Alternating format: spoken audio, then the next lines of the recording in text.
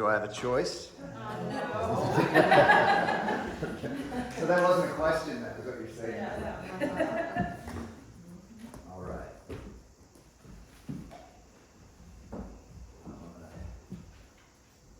Something tells me I don't need a microphone. Are we all good? Sorry. That's all right. All right. I probably don't want to step on that. All right. Well, good morning. Good morning. That was very average. You're in Green Turtle Key. Good morning. Good morning. Friends, I'm so excited to be here. I got here in the island about a month ago and saw that this church was here, and I had no idea. And then I came the last couple of weeks. It's been such a blessing. And Nehemiah asked me if I would share my story this week. And I told him yes, and I'm going to do that, but just a little bit, because I don't get a Sunday morning and just talk about me. So just so you tell him that I did share my story, we're going to do that. Then we'll talk about some other things. I'm going to share a secret with you. Raise your hand if you like secrets. Anybody? How did I know you like secrets? Especially when you're on the inside of the secret, right? So I'm going to talk about a secret today that we can all be on the inside of, we can all know. You know, I heard somebody once said, I can keep a secret, but none of the people that I tell can. So this is a secret that you can keep, you can tell, you can share, but you're going to be on the inside. So we're going to talk about that in a minute. So if I haven't met you, my name is Derrick Tennant, and I found this awesome island because of Eric Sawyer. Some of you were blessed to know Eric Sawyer. If not, I'll talk about him in a little bit. And I've been coming here about 10 or 12 years, and this is like a second or third home to me. I say that because I don't really have a home. Everything that I own in my life, friends, fits into a suitcase. I don't have a house, I don't have an apartment, I just travel. You know, my motto is live simply, love wastefully, and that's what I try to do. But I know I get a lot of questions. You know, people are like, what do you do when you go somewhere cold? You know, why would I go anywhere cold? Like, it doesn't make any sense. I only own 7 shirts. I bet you can guess what I'm wearing tomorrow. Can you guess what I'm wearing tomorrow? Oh, you're not going nowhere else, somebody else. Rock and roll. By the way, how about that dance and that worship? What's your name, buddy? Oliver Hernandez. Oliver Hernandez. Don't forget that. That kid's going to be famous, man. That was awesome. So I only have 7 shirts. You know, people think that's weird, you know. This is my only pair of pants, and that can get a little awkward, you know, at the laundromat. I know. Now the ladies are all wondering if my underwear says the day before. That's crazy. It doesn't. It says October, November. I'm just serious. So I live pretty simply, you know, and I believe Jesus lived very simply too. And I try to do that and try to focus on what matters, you know. And so my story, I grew up in New York, amazing parents. My parents are married now 54 years, and they're still in love. Isn't that awesome? Yeah, so I grew up with a great family. God was a part of my life. I did well in school, all that kind of stuff. Sports were a big part of my life. I would go to bed at night and I'd be like, God, I got nothing to ask you for, man. You know, except maybe can you make Kelly like me or something? You know, I was 14, right? You know, and then one day I just had a headache, and I went into a coma. And they told my parents that day that I would die. They said, we don't know, you know, what's happening in his brain. People still say that, but for different reasons, you know. So I was in a coma. I ended up having brain surgery. I lived in the hospital for a long time, eventually in a wheelchair. I was drooling on myself. I had to start my whole life all over again like a baby. I couldn't sit up. I couldn't talk, any of that stuff. All from what the neurologist labeled, and I still have this. It was 19, never mind. I don't want you doing the math trying to figure out how old I am. I still have the neurology report. It says random bleeding from point X for an unknown reason. Is this guy even a doctor? I mean, that just means they don't know what happened to me, right? And then that guy did brain surgery on me. That's kind of crazy. I'm not mad. The guy saved my life. But the scar that he gave me, it's kind of funny. It's in the shape of a question mark. Isn't that awesome? I have a permanent question mark on the side of my head, and they don't know what happened to me. I think that's beautiful. That's awesome. But I'm blessed to have a great life. The end result is that I can't use the left side of my body. Like, I can't use this arm. I clearly walk with a limp. I can't feel this over here. But I'm blessed. I love my life. People say look on the bright side, right? I say look on the right side. So I'll say look, you say on the right side. Ready? Look. On the right side. That's right. See, you guys can do it too. For me, I still can't use my left arm. But I lived in a wheelchair for a long time, and I'm not in a wheelchair anymore. That's pretty cool, right? Yeah, sometimes people clap when I say that. No, you don't have to. It's just that I can't. Oh, no. Do we want that? Take your time, honey. Whenever you get it, that's cool. Like yesterday, I caught fish. It was this big. But this is church. If I'm being totally honest, sometimes I feel left out. You know?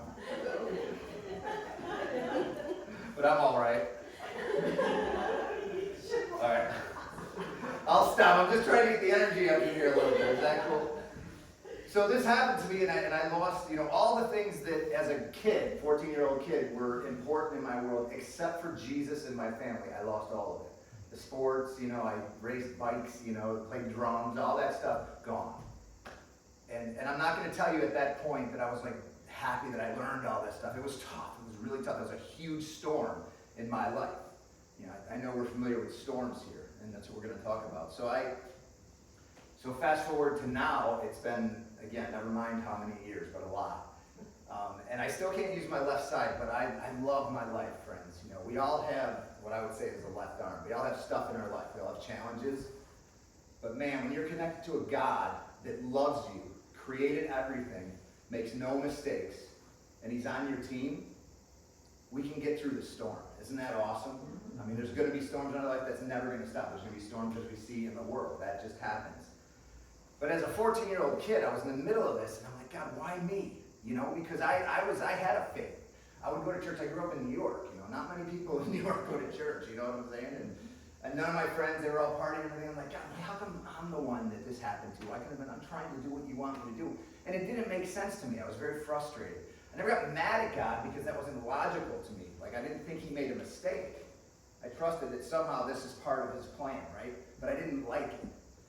And one of the things that I came to realize, and this is pretty cool, man, if he was small enough to be understood, he wouldn't be big enough to be worshipped. We don't have the capacity to understand God. We spend a lot of energy, right, trying to understand God and why he does things the way he does. You're never going to know. And here's the beautiful part. That's okay. That's not your job to understand God. Think about it this way. What if, for the history of the world, everything was black and white? Everybody saw in black and white. Are you guys with me? You're just making this up. So would you miss color? No, you wouldn't even know what it was, right? It would be fine. And no one would be upset about that. That would just be the world we lived in, right? Now, I'm just making this up. So let's say you die and you go to heaven. And heaven is in color. Can you imagine? You'd be like, touching all the different colors, and you'd probably try to taste it. You'd be like, this is crazy. But no, because I'm just making this up. Let's say you came back to earth. This is just a story, making it up. And you were telling me about heaven, and that it was in color. And I said, what? How would you explain that to me? Is there anything you could say to me? You'd be like, it's not black and white. You're like, oh, so it's gray. No, not gray. Like, it's deeper than, I'd be like, were you dead or on drugs? Because, like, there's not a thing that you could say to explain color to me in that scenario. Are you guys with me? Well, guess what? God is in color. And you and I were in black and white. That doesn't mean that color doesn't exist. Color exists, and it's beautiful. It's amazing. Our job, friends, is not to understand color. It's to trust that color exists. God is flawless. He's perfect. He loves you. And he's got it all in his hand. That's just truth, man. That's not Derrickology.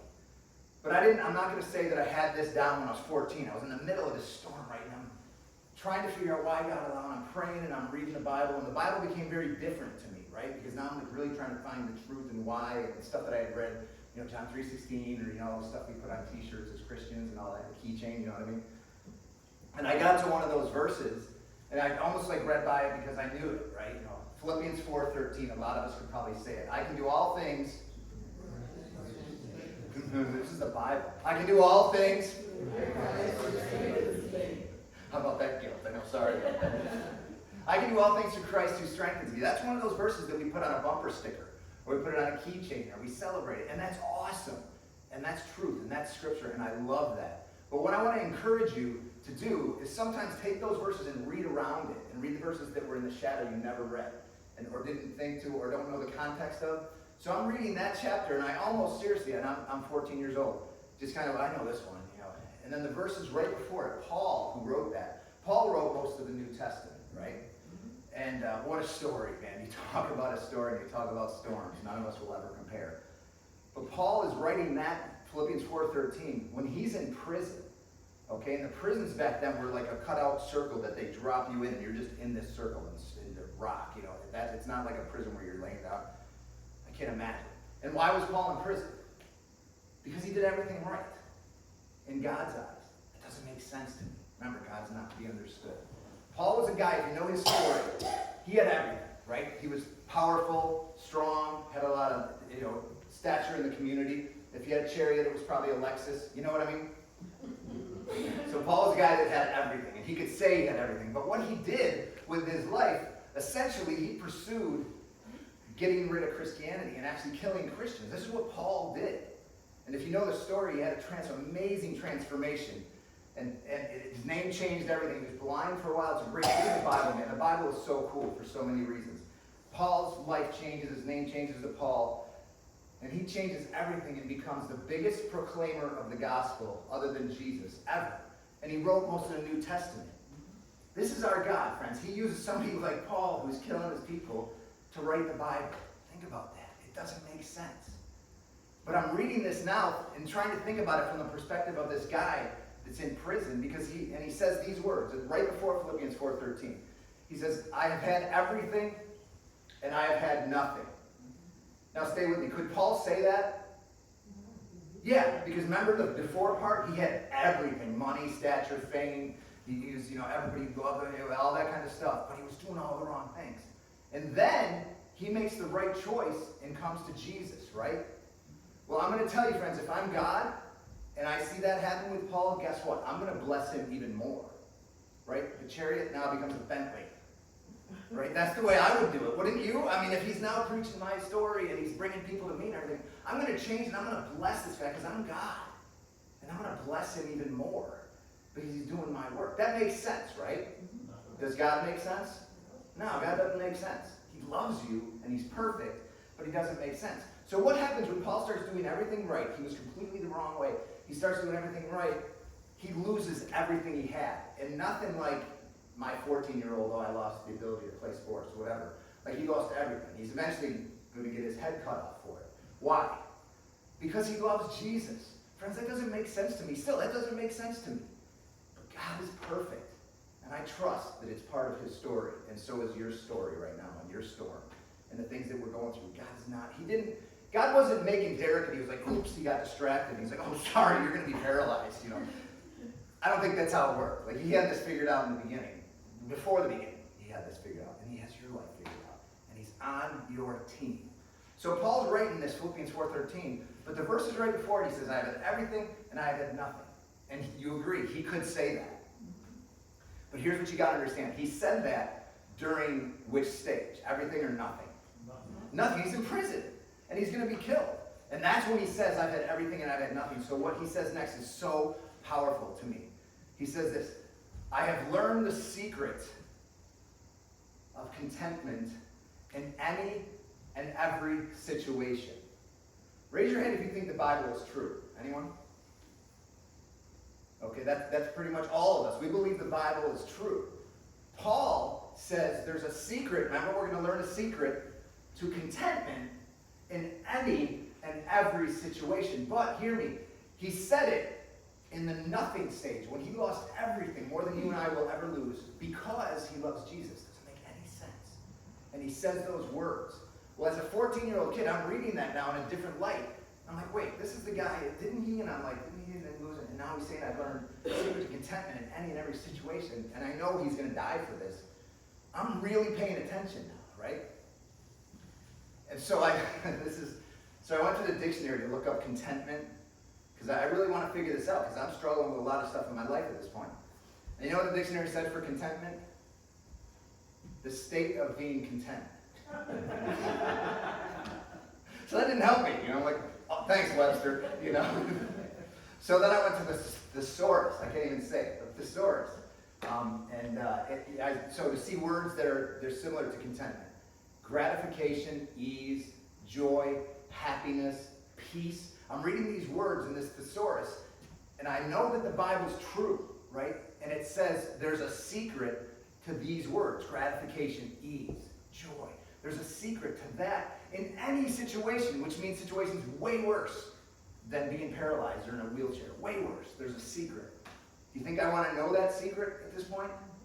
Yeah, I can't wait to discover or see if I'm living this secret. So I start studying Paul, and one of my favorite verses in the Bible is Galatians 5:6b. I'm going to say B because the first part talks about circumcision. And there's kids here. But here's the thing, though. The Bible is truth all the way through. Paul was talking to the Galatians, and they were arguing, like, some churches split because you can't have chairs, you have to have pews. You can't dunk, you got to sprinkle it. And we, as humans, we split because of these things that mean nothing to God. Nothing. Literally, less than nothing. And that was happening back then. He was talking to the people in Galatia about this, and he says, none of this stuff matters. This is in the Bible that you said you believe is true. It says the only thing that counts, this is in the Bible. I want to know that next part of that sentence.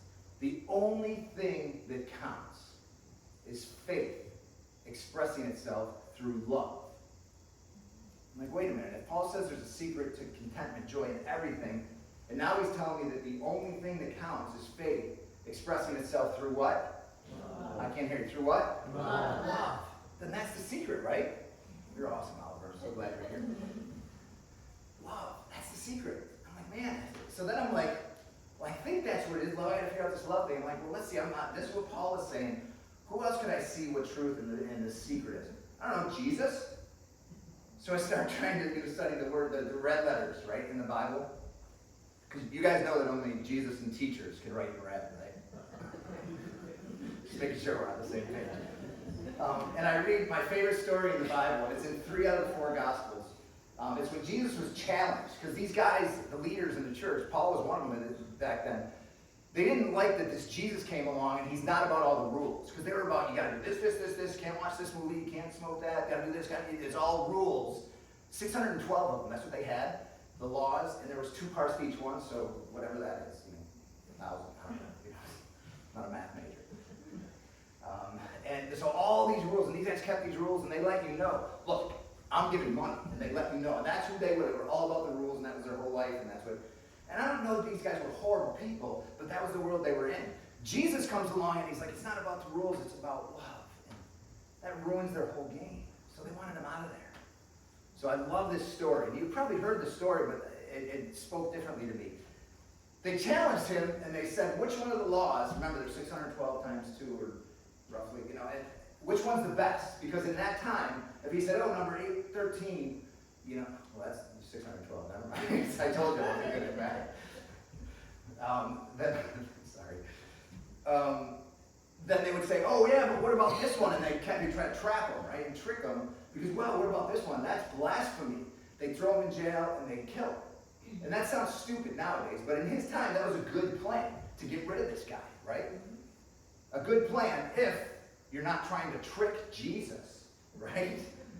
That's not going to happen. He knew what they were doing. They acted like they cared. Like, teacher, we have a question. Which of the laws is the greatest? And man, I love Jesus for so many reasons. Read your Bible, friends. He was funny. He was strong. He was confident. He says the greatest law, he doesn't hesitate for 1 second. And he says, it's to love the Lord your God with all your heart, soul, and mind, right? And then I forget, in one of the Gospels, read this. The Bible's so cool. Read the Bible. One of the guys that was just challenging him says this right after that. The next verse, he goes, that's true. Isn't that awesome? He was just trying to kill him, and now he's like agreeing with him. Isn't that awesome? This is because you can't trick Jesus, right? And then our awesome Jesus says this next. He says that, and I can see them like with their jaws on the floor, like, man, he got us, right? Because they're trying to trick Jesus. And then he says this. And the second one, how many did they ask for?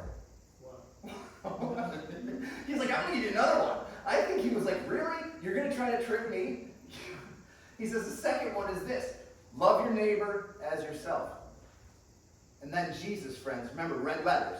He says this. He says everything. This is Jesus' words, friends. Everything is wrapped up in these 2 things. This is Jesus talking. This isn't a pastor. This isn't some interpretation. It's not the thesaurus.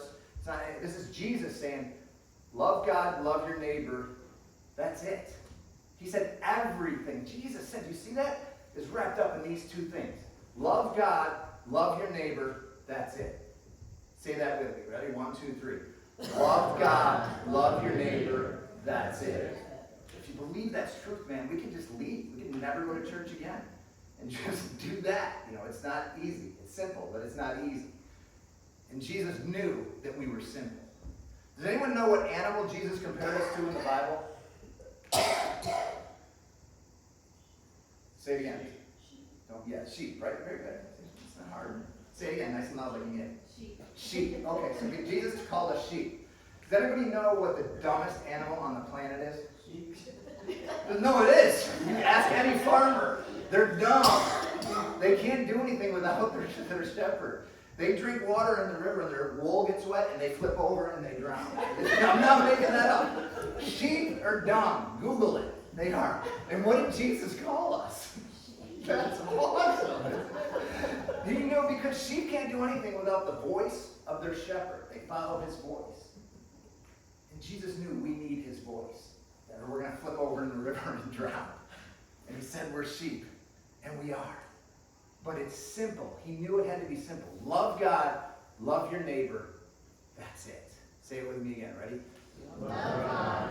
Love your neighbor. That's it. Friends, that's the secret. That's the whole thing. We struggle with all, why, I don't know, should I, can I, what do you? Love God, love your neighbor, that's it.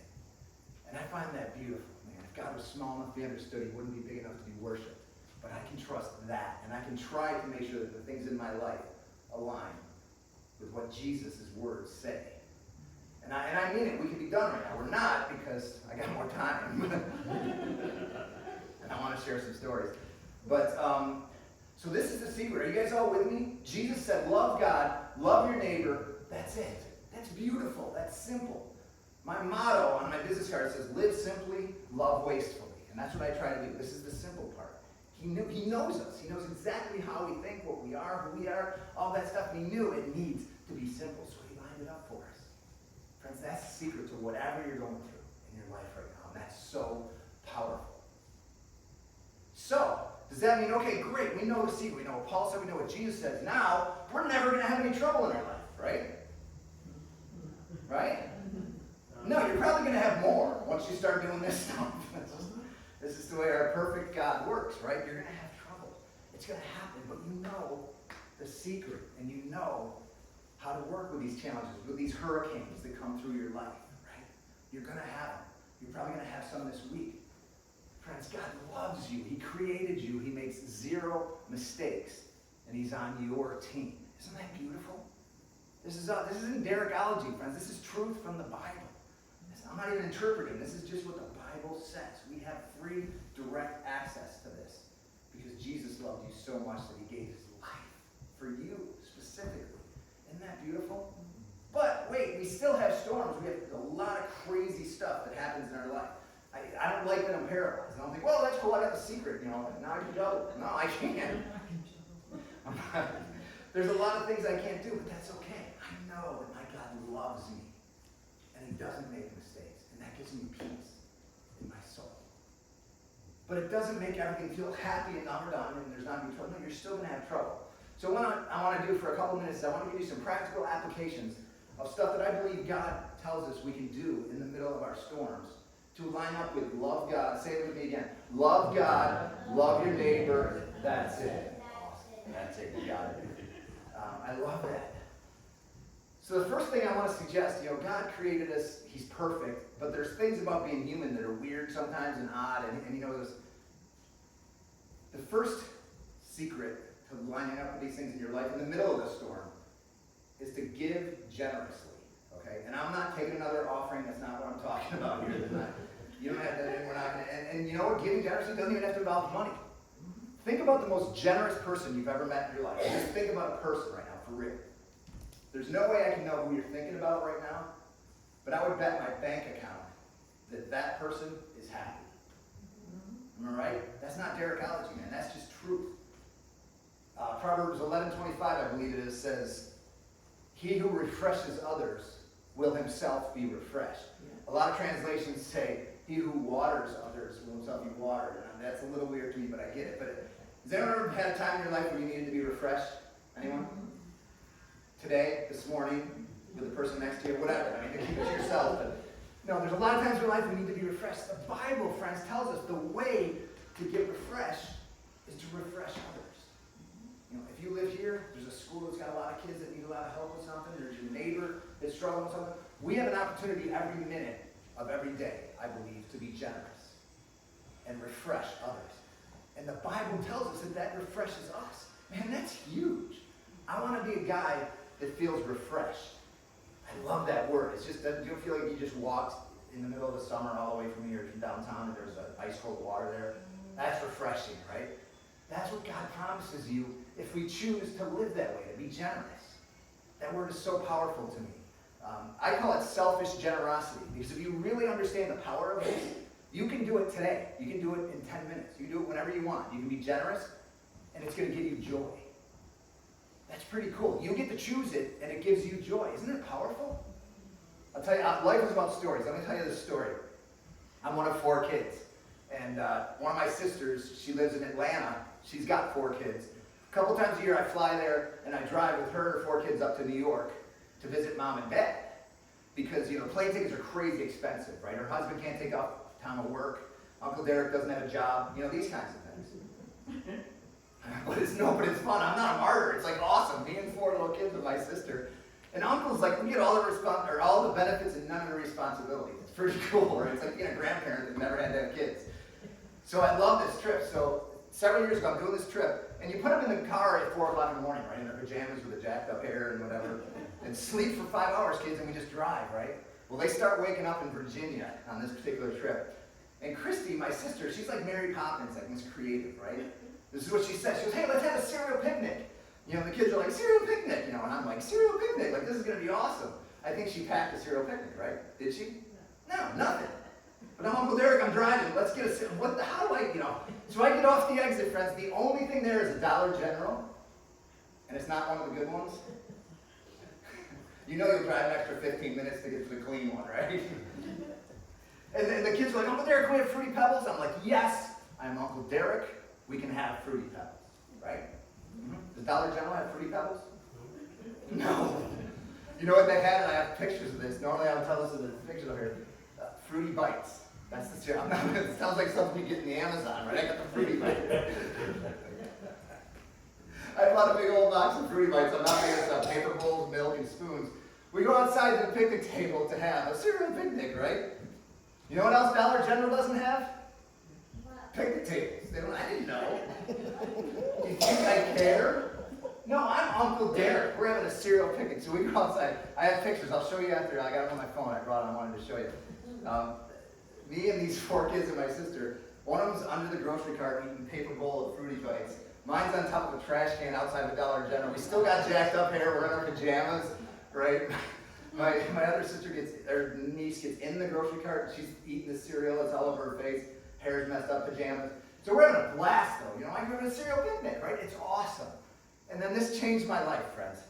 This minivan pulls up to somewhere in Virginia and parks right in front of that Dollar General. We're having our cereal picnic, you know, the pajamas. It was awesome. And we're having the best day. It was awesome, right? This lady gets out of that minivan. She parks in a handicap spot. She walks up to the front of that Dollar General really slow. I'm going to guess 75-ish years old, right? She gets to the front of the door there, and I'm telling you, this woman, she gives us money.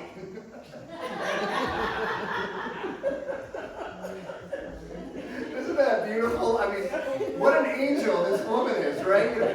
She puts money in my sister's hand and she says 3 things that I'll never forget. She said, it's okay. I'm your friend. My name's Alice. My sweet sister, who I promise you, she has more money than this woman. She goes, oh, sweetie, thank you, but we're okay. We're just having a cereal picnic. You know, now she thinks we're poor and creative. And she won't let go of my sister's hand with this money. And she says, it's okay. I'm your friend. My name's Alice. Isn't that beautiful? And she thinks my sister's just being humble, so she won't let go. But I'm Uncle Derrick, right? I gotta fix this. So I'm gonna go tell this woman, you are an angel, thank you, but really, we just have this in you, whatever. I get within 5 feet of my sister, and friends, milk is pouring out of my nose.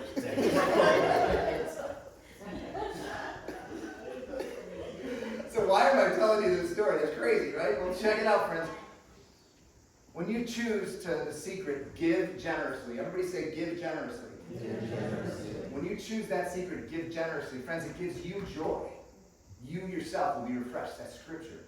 It also clearly gives the recipient joy, right? And it can give the world joy in ways you might never know. Friends, and we get to do this every minute of every day. That's beautiful. God loves you. He wants you to feel refreshed. Like, it gives you joy. Do you think it made Alice happy to help that homeless family? I promise you she still remembers it, right? Do you think it made my sister and I happy? Yeah. Oh my goodness, we're like 300 miles we're into. We're like, how are we going to put this on Facebook? You know? And here's what's so cool, friends. For a living, I speak, and God has blessed me. I speak all over the world. I have told that story with the pictures that I'll show you after, and they're hilarious. The kids in their pajamas eating, with pictures in big arenas, on big wall, these pictures of these kids, to literally tens of thousands of people around the world. And what has every one of those people felt? Joy, right? Why? Because sweet Alice gave generously. And when I say gave generously, it was not, friends, a lot of money. It wasn't a lot of money. And it doesn't matter. It doesn't even have to be money. She just took the opportunity and gave generously. And now, tens of thousands of people all over the world heard this crazy story from a one-armed guy in his pajamas eating cereal. And they got joy. You can do this, friends. You'll never know. When you give generously, that's a secret, man. You get to do what God has promised us you can do. And that's refresh others and yourself. Be what? Refresh. Isn't that beautiful? Friends, give generously. I'm telling you, we are so blessed with this opportunity. I'm going to tell you another secret, and this is one of my favorites. So your first secret is to give generously. Your second one is to take a nap. It's not even the funny part. I know. Who likes naps? Anybody?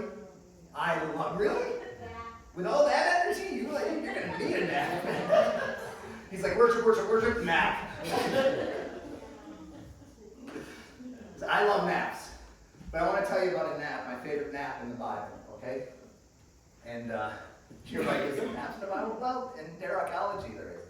So to do this, I got to tell you about somebody. I got to tell you about my other sister. I told you about my sister, Christy. My other sister, Julie, you might know someone like this. And it's frustrating as a sibling sometimes, because she's beautiful, right? She's funny. She's successful. She owns her own business. She literally lights up a room when she walks into the room. Like I told you, I travel all over the world doing what I do. I sometimes get a big head, and then I meet somebody, and they're like, oh, that's Julie's brother. I don't even name, because Julie's so amazing, right? But here's the thing, Julie is that amazing, right? Julie has Down syndrome. If you're familiar, Down syndrome is an extra chromosome. That's what causes it. So science says causes it, right? My grandfather, he said it's not extra, but you and me are missing it, right? And he called it the love chromosome, because they know how to love the way that Jesus did, better than us. My sister Julie, she does this, man. You talk about love. We call it loving wastefully. This is how I describe my sister Julie, love wastefully. Let me explain that. It sounds like I'm from the 60s. It's not what I'm talking about. Never mind. What if there's a new bank on Green Turtle, which would be awesome, by the way, right? We're going to call this one the Bank of Derrick. We're just making it up, okay? And every one of you came over today and you get your new debit card, right, for Bank of Derrick. And guess what? On your debit card, when you spend $100, you know what we're going to do? We're going to deposit $500 into your bank account every time you spend $100. Does anybody want that card? I'm just curious. Does anybody want that card? Wouldn't that be awesome? I know. Now, let's say we all go to Macintosh for lunch right now after this, and you've got your Derrick debit card that I'm just making up. And we're all going to have the most expensive thing there, which is everything. And I love Macintosh, by the way. Whose lunch are you going to pay for with that debit card? Because everybody in the place, right? You'll invite other people to come in. Hey, you hungry? Come on. You would buy everybody's lunch in that place, right? All of us would. You just made 12 grand or whatever. That would be awesome, right? Got some bad news. There's no bank in Derrick. And that debit card does not exist. But friends, that is the way that love works. This secret that is in red letters in the Bible, love God, love your neighbor, that's how it works. You can never give away enough of it. And you think it's going to come back 5 times? No. It's going to come back 1 billion times. The way that we would all logically spend on that debit card, it makes total sense, right? That's the way we get to love, wastefully. You're never going to out-love that love debit card in your life. I love that way. This is what Julie does, naturally. We were in, I think it was LA, we were speaking at a big event. And I'm like, Julie, let's get some pizza. I go, what's your favorite pizza? This is what she says to me. She goes, sausage. And then she thinks, she goes, well, unless mom's there, then it's mushrooms. You know why? Because my mom likes mushrooms. She didn't say mom's favorite is mushrooms. She said if mom's there, my favorite is mushrooms. I want that. You know, and it was so logical to her. She wasn't like showing off. Like if I said that to you, I'd be showing off at house selfies. You know, but Julie, that's her organically, that's what she's born with, this ability to love wastefully. She changes my life daily. I'd love to introduce you to Julie one day. But that's all set up for this story because it's about naps. Take a nap. Everybody say take a nap. Take a nap. Story in the Bible. A lot of the disciples were fishermen. And these are seasoned guys with calloused hands, and they knew the sea, and they were strong, and they were on a boat with Jesus, and you may know this story. And a storm comes up. And these guys are seasoned. Like storm, it's a storm. They don't care. But this storm, this particular storm, they were scared, literally, read the Bible, to death. They thought they were going to die, right? And these boats are like 15 feet long, right? And there's these disciples as well, and they storm, and it's like thrown away. And they are literally scared. The Bible says they thought they were going to die. And does anybody know where Jesus was in the boat? Does anyone know what he was doing? Say it again. He was taking a nap. This is the guy that supposedly loves them, is redirecting their whole life. He's got everything under control. They are literally about to die. Jesus is with them. Should be fine, right? What is he doing? It says he grabbed a pillow and he's taking a nap. That doesn't make any sense, friend. God does not make sense. And they're like, Jesus! You know, I bet somebody like accidentally has dropped an oar or something like bump into Jesus, wake him up. He was just snoozing away, and there was this giant storm that scares these seasoned fishermen. They wake him up and they're like, Jesus, don't you care? We're going to die. And they're yelling at Jesus, like, what are you, the storm's raging. And when I read that story, you know who I empathize with? The disciples. I think I would be doing this. I'd be the guy tossing the oar over there to wake him up. Like, come on, dude. Like, really. And I think I would be mad. And I would be yelling to Jesus, which is scary to think about. But that's what these guys were doing. I think a lot of us can relate to that. And they're literally going to die. And they know the sea. And Jesus is sleeping. That doesn't make any sense to me. Man, I don't understand it. And every time I read that story, I kind of like put it in the back and one day I'll talk about that or whatever. Because I totally was with them. I'm like, hey, you're sleeping. You know, whatever. I was going to speak one time and I was praying and God told me this. He says, you're thinking about that wrong. Yeah, that's what you would do if you were in that boat. I think a lot of us would be like, Jesus, get up! You know, don't you care? We're going to die. Do you even love us? You know, that's what we would say. This is what God said to me. He goes, Derrick, he goes, what would Julie do in that boat? And let me tell you what she would do in that boat. She wouldn't yell. She wouldn't say one negative word. She would run over there, curl up, and get on that pillow and take a nap in Jesus. Friends, life is going to give you storms where you feel like you're going to die. And you think, he doesn't care. If he loved me, how could this? There's no way. Now, this doesn't make any sense. What God told me that day is we're not supposed to yell at him. We're not supposed to try to figure it out. Take a nap, man. He's right there. He's sleeping. You know why? Because he's in control. Our job isn't to try to fix it, tell him what to do, and tell him how he's wrong. Just get up there and take a nap with Jesus. It's a whole different perspective. Julie taught me that because of who she is and the way that she loves. So secret number 1, give generously, friends. It'll change your life. Number 2, take a nap. We get to take a nap with Jesus every time we're dealing with struggles in our life, and that's beautiful. We all said we like naps. Well, there you go. So powerful. All right, one more secret. This one sets off bells. It's pretty cool. Choose love. That's it, simple. We already talked about it. Choose love. Life is full of choices. Every day, every minute, every second, we get to choose what we want to do. I'm going to tell you that your default should be love. And you know who does that? Julie, my sister, or my friend. Some of you, how many got to know Eric Sawyer, who was from here, the Sundowners? He had Down syndrome. Eric, that's how I found this out, man. I love Eric, man. He was not the same as Julie, very different from Julie, different level of ability, whatever. But he had Down syndrome, and his organic, natural tendency was to think of you first, or ice cream, if you knew Eric. But Eric is. I want to share a story about Eric because I learned from Eric too. And Julie and Eric are very different. But they both, you know what they did? They chose love first. They chose love. You know, I learned so much from Eric. I can tell you so many stories. I don't want to take too much time. I got to tell you one. I'm writing a thing, and I just put this in there. I'm over at No Name with the pigs. Before it was popular, when you could just go over there, it was just that little kiddie pool. Some of you remember that? It was awesome, right? You have a little picnic.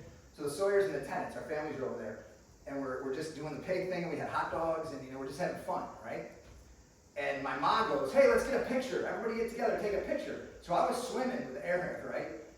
And I'm like, okay, where's my shirt? Because we're gonna have to take a picture. Someone's gonna put it on Facebook. I'm 50 years old. I need a shirt.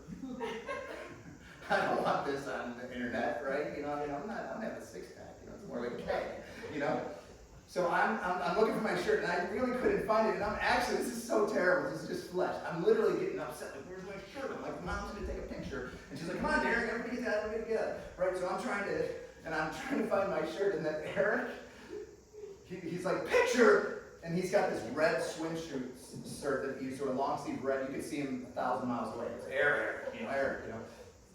He's like, picture. He runs over and gets right in the front. And he rips off his shirt, and he's like, picture!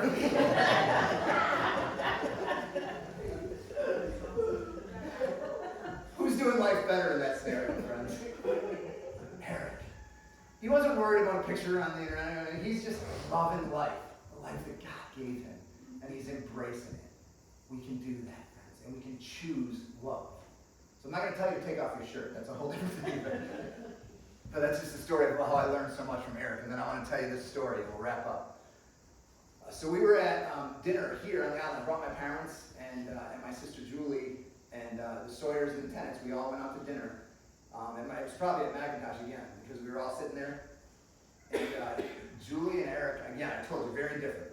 If you knew Eric, you know this. He was a player. You know what I mean, right? If he saw Giselle, this is what he'd do. He'd come and he'd be like, hey, baby. Right?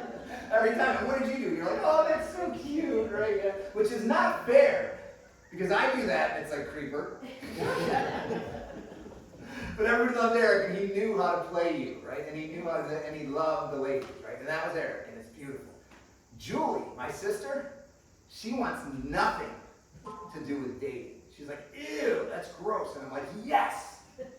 As a big brother, as a dad, as an uncle, it's beautiful, right? She's like, I don't mind anything. But she loves Eric. They're very different, but they're buddies. They love each other. This was about 5 years ago, and we're having dinner in town. Both families learned from my two friends, Julie and Eric. Eric gets up, walks around the table in the middle of dinner, right? He goes over to Julie. She's sitting right next to me. My man gets down on one knee in front of both families. He grabs Julie's hand.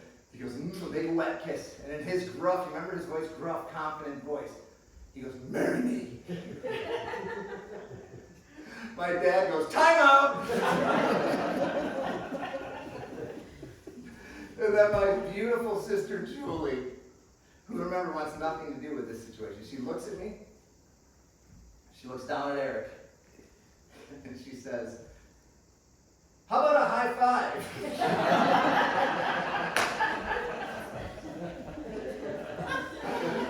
I know, moms take notes. That's the perfect answer, right? But here's how I want you to learn from Julie, okay? Julie was thrown into a situation in life, a storm, right, that she wanted nothing to do with. But her flawless heart, man, I love it. Her flawless heart was like, I want to give him something, And Julie loves high fives, man. She loves high fives. So in her flawless heart, in her mind, she's like, high five, marriage, it's kind of the same thing. So what you can learn from my beautiful sister Julie, man, is choose love. Listen, life is going to give you situations that you want nothing to do with. Friends, love and loving wastefully is never the wrong answer. Learn from Julie. Choose love. But learn from Eric too, right? Because Eric's down on one knee. He just got rejected, right? Man, can you imagine? And this is what Eric does. He goes, all right. And then we got ice cream. I know, right? That's awesome, right? Because listen, friends, a lot of times life is not as difficult as we think it is. We just need to high five, get some ice cream. Can I get an amen for that? Amen. Friend, learn from Julie, learn from Eric. Choose love. It's never the wrong answer. And we have a perfect, flawless God that created you, makes no mistakes, loves you, and is on your team. I don't know what you're going through in your life right now. I don't know the storms, and they could be huge, and I'm not trivializing that at all. But I am telling you, you have a God that loves you. Jesus said it. Love God, love your neighbor. That's it. That's the secret. And we can use the secrets that we talk about. Give generously. I'm telling you, it'll refresh you when you choose to do this. And there's opportunities by the minute. Give generously. Take a nap in the middle of the storm. It sounds crazy. He's in control. He's calm.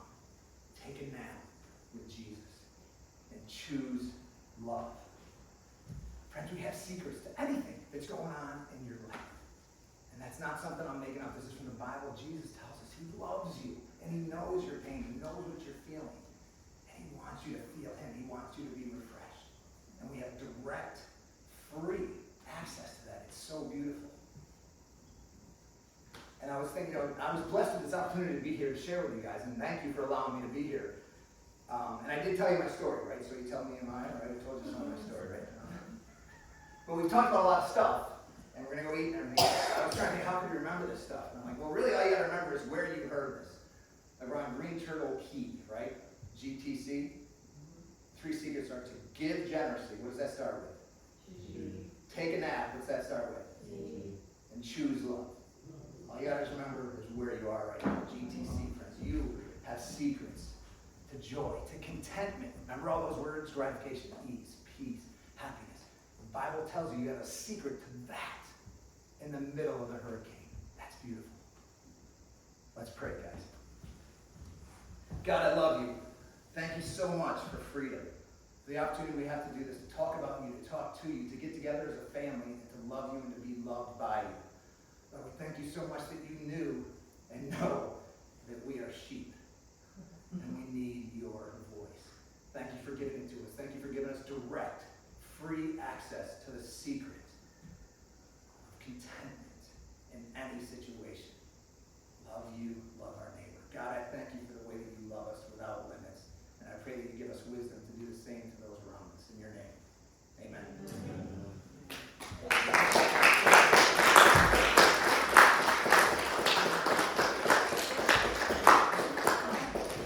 Thank you guys for coming today. I know I was blessed by your word today, Eric. Derrick. No, we were blessed by Eric too. That'll never stop.